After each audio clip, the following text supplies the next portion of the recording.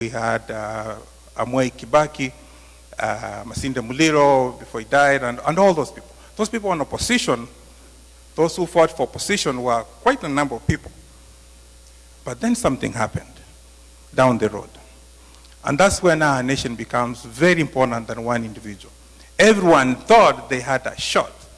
You know, Matipa went on his own, Mheshimiwa Mwai Kibaki went on his own, and you know what happened.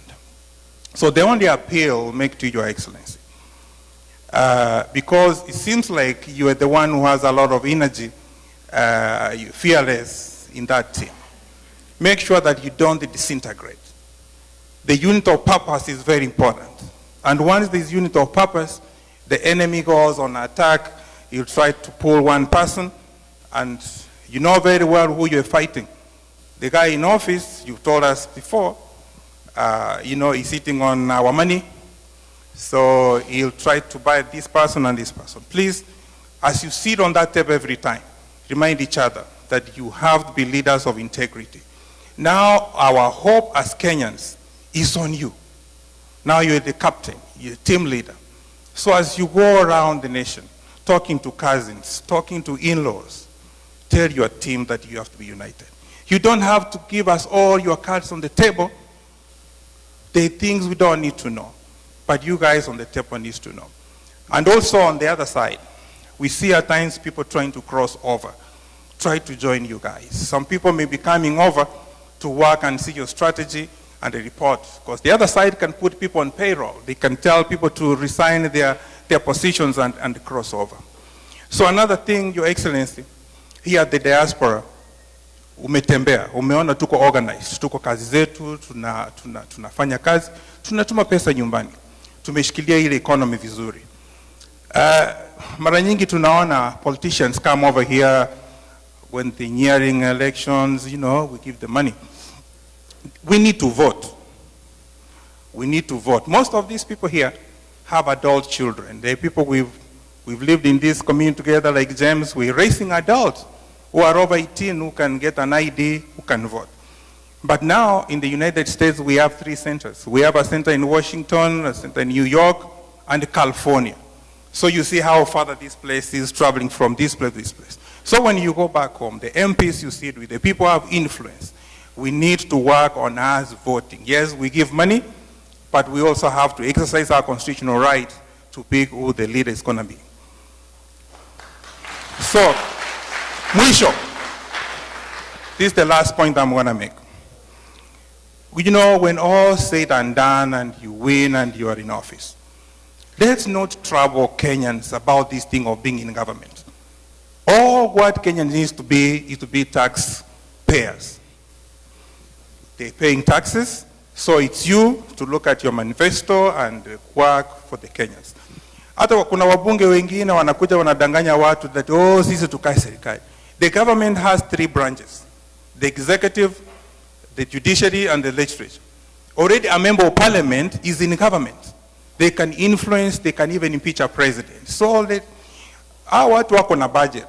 So wakienda huko Ikuru, wanapewa pesa ingine, ile pesa wanapewa kwa budget yao, wanafanyia mambo yao. So anyway, those are the things you keep on working with your team, and we're praying for you. And the pole sana Pastor Dolka. Unajua, wale vijana nyumbani saa zingine wanaongeanga mambo kufurahisha wale. Lakini we like, you acted like Jesus on the cross when people were throwing stones, and you know, huyu ni nani sasa kwa msalaba? Yeye akasema tu wasamee, they don't know what they do. Keep on praying for them. Yeah. Otherwise, thank you very much. Welcome. All right. Thank you so much, our brother, Mr. Normwell. Sasa tupande mulima. Jerry wa Kinodhia, tafadhali karibu.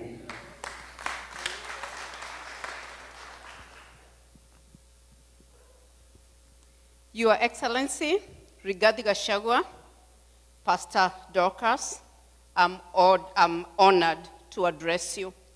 Welcome again to Midwest. My name is Miriam Jerry Karengo, and I'm here representing Michigan and Indiana. Obviously, we are here as Midwesterners. I decided to write my speech because I don't want to leave anything out. So allow me to read this.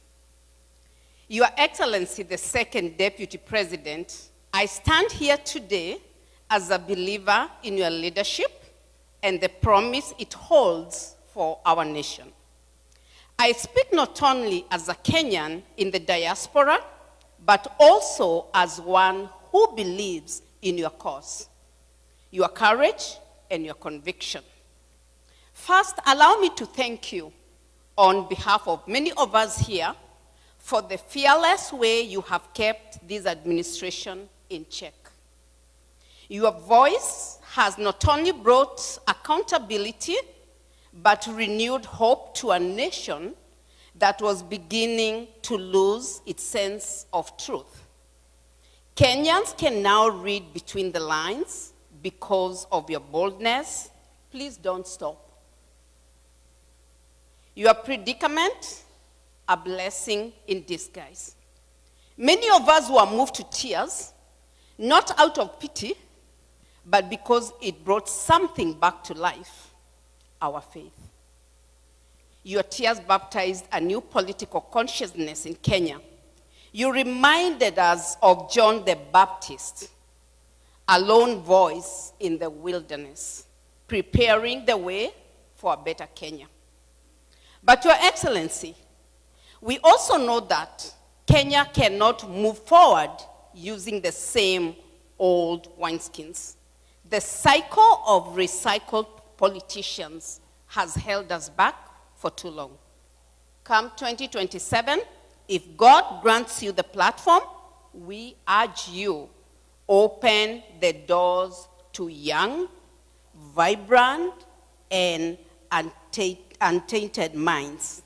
Let your legacy be sealed, not just in rhetoric, but in reform, by revolutionizing who gets to lead. Allow me to speak now on behalf of the Kenyan in diaspora. There are thousands of us, skilled, exposed, and ready. Personally, I've worked in the healthcare for nearly 3 decades in this country.